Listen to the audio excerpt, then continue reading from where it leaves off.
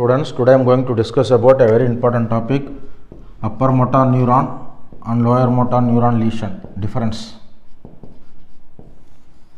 So what is UM1 lesion, what is LM1 lesion? This is a very important UG as well as PG question.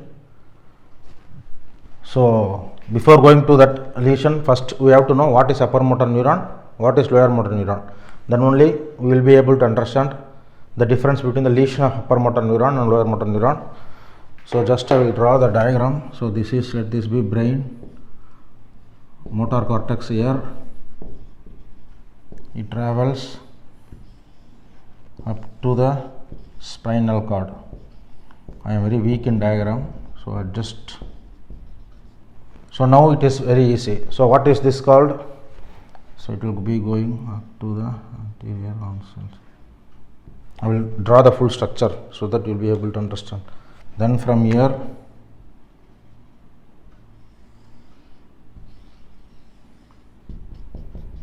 so this is muscle.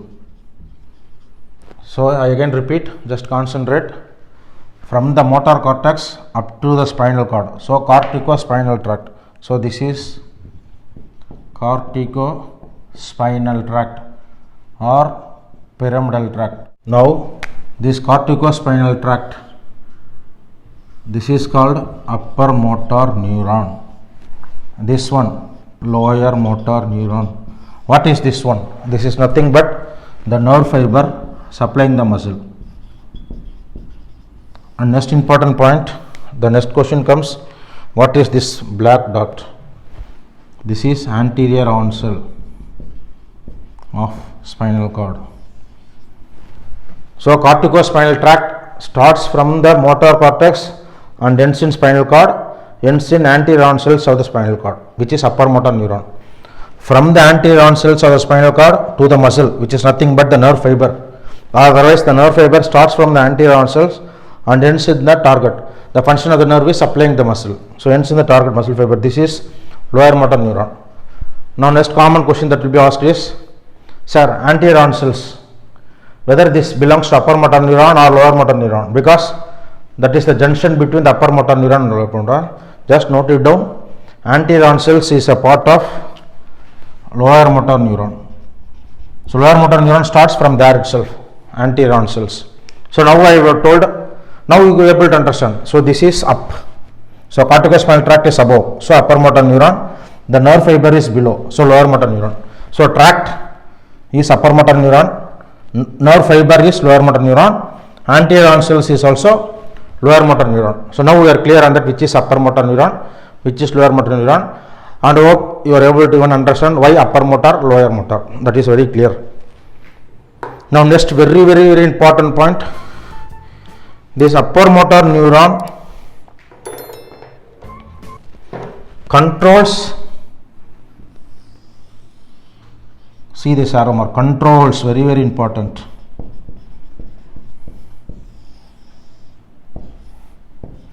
I again repeat, this upper motor neuron controls the lower motor neuron, or this is just a continuation. So the lower motor neuron activity depends on upper motor neuron. Or I will tell a simple example, just to take a class. So in class, students are there. Imagine they are lower motor neuron, because always teacher is upper. Teacher, so this is teacher who is going to take the classes and all the students are sitting. So this is upper motor neuron. Don't write this in exam, this is just for understanding. Now imagine if the teacher is not coming to the class, or the teacher is late to the class. So what will the students be doing? So students will be very happy, they will be jumping, dancing, all naughty things they will be doing, or otherwise the control is lost. So who controls the students in the classroom? It is the teacher. The same thing here. The question is, the lower motor neuron is controlled by what? Means upper motor neuron. That's what I have drawn. So this upper motor neuron controls the lower motor neuron. So upper motor neuron controls the lower motor neuron. Upper motor neuron is corticospinal tract. Lower motor neuron is the nerve fiber. As I mentioned, So if the teacher is coming late to the class, imagine 9 o'clock class, teacher is coming 9:10. So what will happen in the 10 minutes? It is almost like upper motor neuron lesion because teacher is not there. So they will be shouting, all those things. Why I am telling this is, for example, if this is cut, in fact this one. So this is cut means we call it as upper motor neuron lesion. So the control is gone. Now what will this lower motor neuron, the students? So they will be very happy.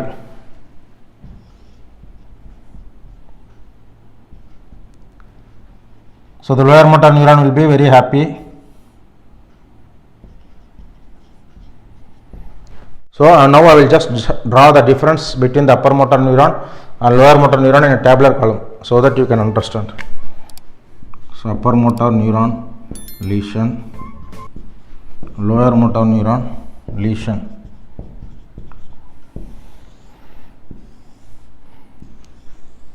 Yeah, first in upper motor neuron lesion. So this is cut. So what will happen to this? These are students, this is teacher. So no teacher. So the students are going to act too much. So they are not in control. So their control is being lost. So what will happen in upper motor neuron lesion in general? Tone is increased. We call it as hypertonia. Reflexes also will be increased. Exaggeration of deep reflexes or hyperreflexia. I will come to that superficial deep reflexes later. And we will have spasticity. Spasticity means something like when I try to contract the muscle, it will be little bit tight. It will not be very loose, but you will not be able to contract properly. That is, you are not able to sit in the class properly, but you are not sleeping. Imagine the teacher is not in the class. You will not sleep, but as well as you will not sit silently. So you will be doing something overactive. The same thing, spasticity, that will be there. Tone will be more, hypertonia. Reflexes are exaggerated, hyperreflexia. Now coming to lower motor neuron lesion. So imagine I cut it here. Yeah, this is cut. I think this is self-explanatory. Now I am talking about lower motor neuron lesion. So when the nerve fiber is cut, the supply itself is lost. Or otherwise, imagine one student is having fever and is not able to attend the class properly. So what will happen to him? Yeah, he will not be able to attend the class. His memory will be lost that time. So everything is lost. So in lower motor neuron lesion, what happens? There will be, here it is increased tone, here it is decreased, hypotonia. Here it is hyperreflexia, here it is decreased, hyporeflexia. Here it is spasticity, that is the muscles will be in contracted state but not normal contraction. Here it is flaccidity because the nerve supply itself is lost. So the muscle is not receiving any nerve fiber because the lower motor neuron, the nerve fiber is the lower motor neuron.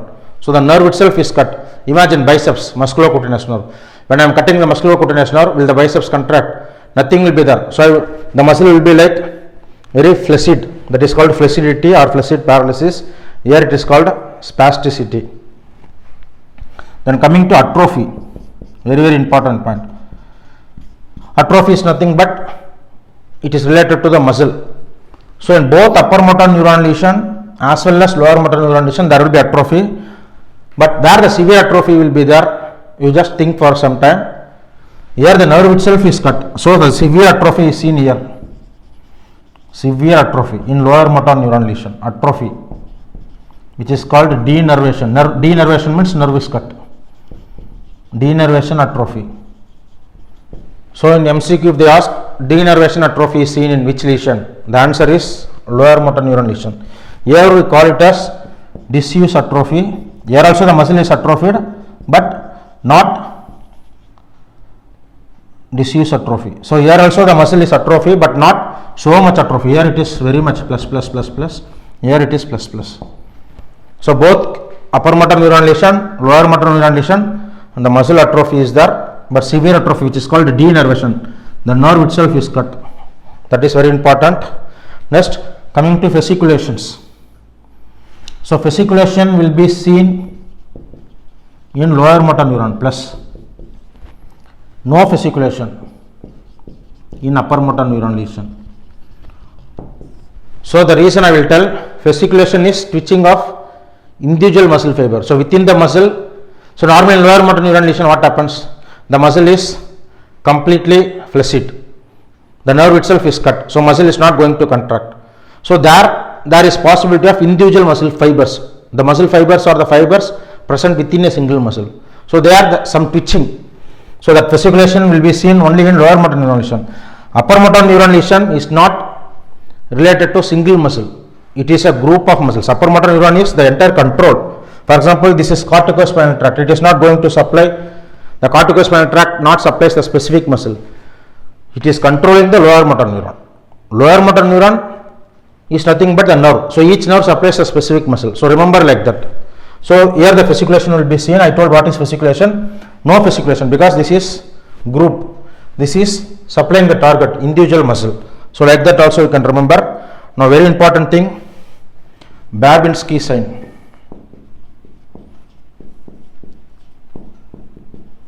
Sky, Babinski sign. So for that I will try to draw. So imagine this is the sole of foot. I am very weak in diagram. So this is the big toe. So I am now going to do plantar reflex.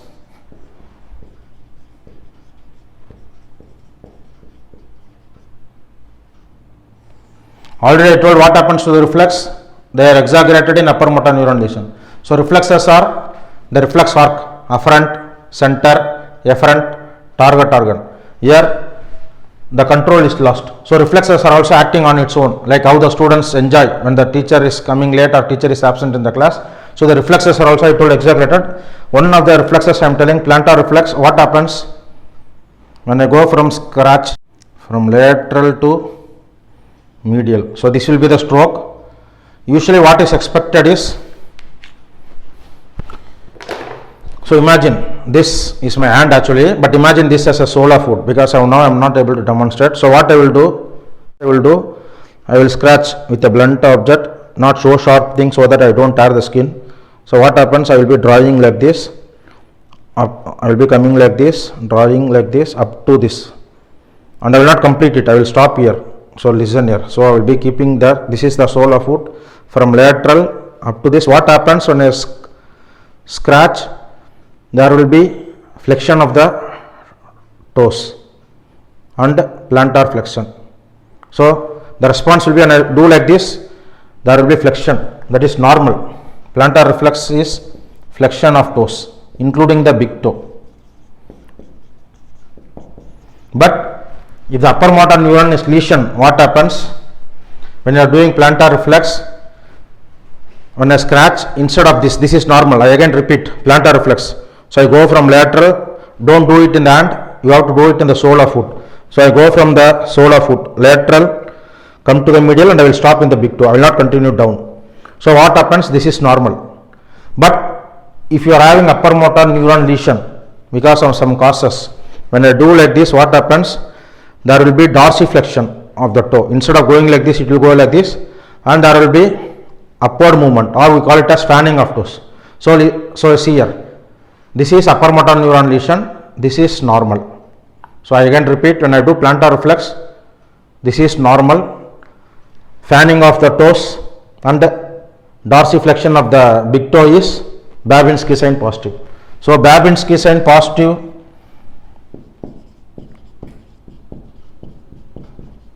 I think you are able to see the lower board. So Babinski sign is positive in upper motor neuron lesion. In lower motor neuron lesion, it is absent. So tell it is absent. Remember, very important, don't tell Babinski sign is negative in lower motor neuron lesion. So there is no term called Babinski negative. It is absent. In upper motor neuron lesion, Babinski sign is positive. That is extensor plantar reflex. Instead of flexion, there will be fanning of toes, extension as well as extension of big toe. In lower motor neuron lesion, you no need to check whether Babinski sign is positive because in lower motor neuron lesion it is absent. So now I think you will be clear what is upper motor neuron, what is lower motor neuron. I will tell some mnemonic. Upper motor neuron, lower motor neuron. As the name suggests, upper lower, so up, so the arrow is going up. Here the arrow is coming low, so up, increased reflex, increased tone, increased spasticity.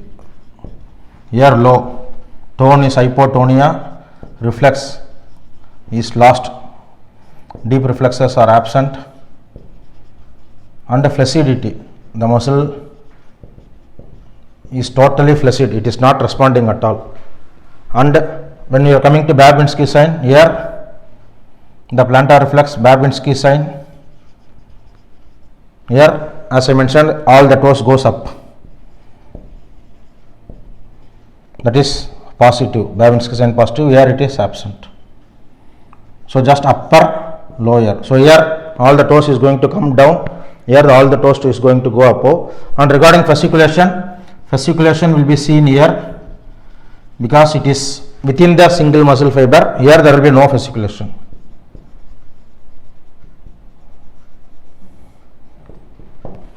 And remember, in reflexes, this is mainly deep reflexes which is absent in lower motor neuron, deep reflexes are exaggerated in upper motor neuron. If I tell about superficial reflex, absent in both upper as well as lower motor neuron. So today I discussed a very important topic, the difference between upper motor neuron and lower motor neuron lesion. First I started with what is upper motor neuron, what is lower motor neuron, and upper motor neuron is the one which controls the lower motor neuron. If you understand this single word, that is this upper controls the lower, the remaining thing is very easy. It is very easy to tell what happens in lower motor neuron lesion, what happens in upper motor neuron lesion. So we will see you in next class. Thank you.